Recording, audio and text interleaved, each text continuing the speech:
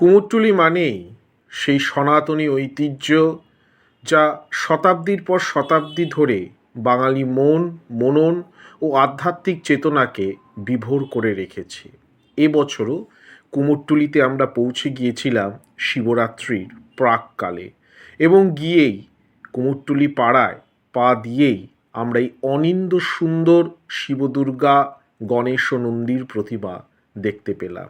এরপরেই আমরা একটা একটা করে প্রতিমা দেখলাম এবং অনুভব করার চেষ্টা করলাম শিল্পীরা তাদের পরম্পরাগত তুলির টান আজও এই আর্টিফিশিয়াল ইন্টেলিজেন্স যুগেও বহন করে নিয়ে চলেছে।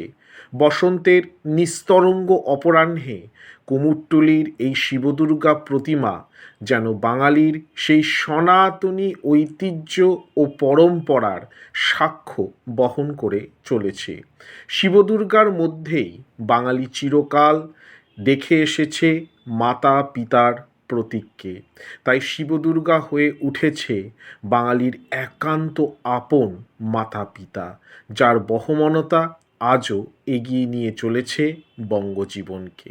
বিভিন্ন উচ্চতার বিভিন্ন আঙ্গিকের শিবদুর্গা দেখে মন হলো মুগ্ধ এবং সেই ছবি কিন্তু আপনাদের সামনে আমাদের কথা ইউটিউব চ্যানেল তুলে ধরল।